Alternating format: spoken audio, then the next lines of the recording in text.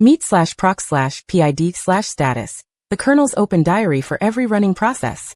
One small text file, readable by any user with permission, tells you exactly who a process is, what it's doing, and how much memory it owns. /proc is not a real file system on disk. It's a virtual window mounted by the kernel, generated on the fly every time you read it. Inside that window, the file /proc/PID/status is a clean, human-readable snapshot of any running process, and unlike PS or top, its field names are stable, scriptable, and machine parsable, which is why scripts and monitoring tools prefer it. The first section of the file is the process ID card. Name is the command that launched it. PID is the unique process identifier. PPid is its parent process. UID and GID list the real, effective, saved, and file system user and group IDs, for values each telling you exactly who the process is acting as. The state field is one letter that summarizes what the process is doing right now. R means running on a CPU. S means sleeping, interruptible and ready to wake on a signal. D means disk sleep, uninterruptible and stuck in a kernel I/O wait. Z means zombie, finished but not yet reaped. T means stopped or traced, paused by a signal or a debugger. The memory fields translate virtual addresses into real RAM. VmSize is the total virtual address space the process has mapped, including memory not yet touched. VmRSS is the resident set size, the pages actually sitting in physical memory right now. VmPeak is the highest VmSize the process has ever reached, useful for spotting growth over time. VmRSS and TOPS RSS come from the same kernel, so they should match, but they often differ slightly. Top rounds to page size units, may add or omit certain kernel accounting, and samples at a different moment in time. Also worth a quick look, threads counts the threads in this process, and CapEff is the hex bitmap of effective capabilities, what the process is actually allowed to do. Every running Linux process exposes a rich set of metadata through the virtual /proc file system, and the cleanest way to inspect it is by reading /proc/PID/status directly from the terminal.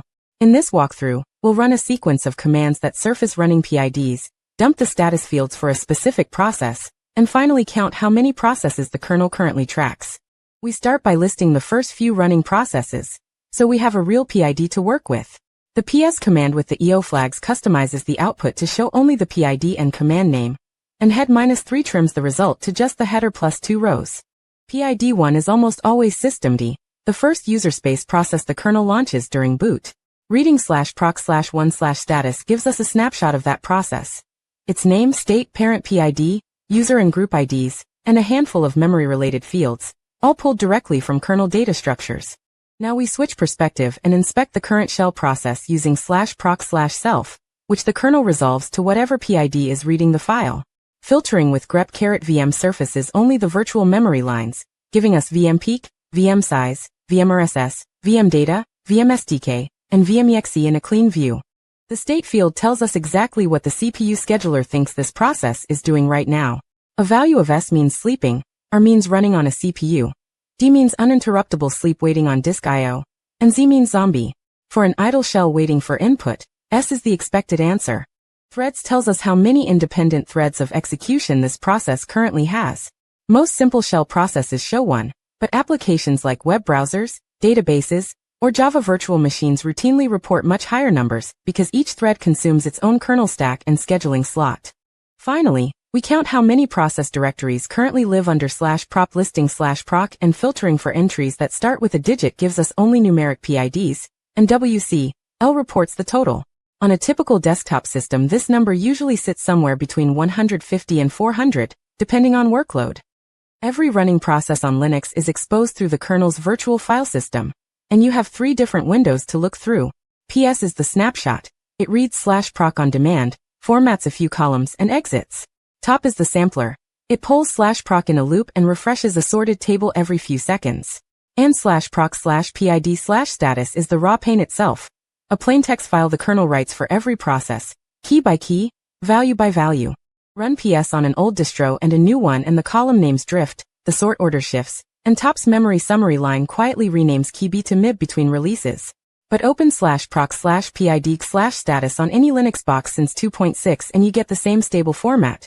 Name, state, PID, VmRSS, CapEff, always key:\space value. That consistency is exactly what makes it grep-friendly and script-safe. Compare the RSS field across these 3 sources, and they will not match. And that is not a bug. /proc reports VmRSS in kilobytes exactly as the kernel tracks it. Top rounds and may display in MIB depending on version. PS parses the same /proc file, but applies its own column formatting and rounding. On top of that, each tool can count pages differently. Shared library memory, reclaimable cache, and kernel stack pages are included or excluded depending on flags. Read /proc at 2 different milliseconds and you get 2 different numbers. That is the memory of a live process, not a database row. The CapEff line in /proc/PID/status looks like gibberish. A 64-bit hex bitmap where every bit represents one Linux capability.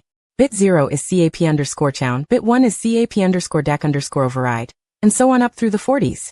The hex value 000000 3FFFFFFFF means bits 0 through 33 are all set. Feed that string to capsh, decode or a Python capability lookup and you get the human list. cap_chown, cap_DAC_override, cap_founder, cap_setted, cap_kill, cap_setchid, cap_setuid, cap_setcap, cap_Linux_mutable, and so on. The kernel does not do that translation for you. That is what the user space decoders are for. So when do you reach for which? Reach for /proc/PID/status when you are scripting, when you need exact values in known units, when you want to grep one field out of hundreds of processes, and when you need capabilities decoded. Reach for PS when you want a one-shot list with custom columns and sorting. Reach for top when you are staring at a live system hunting for runaway CPU or memory churn. The 3 tools are not competitors. They are 3 views of the same kernel truth at different resolutions.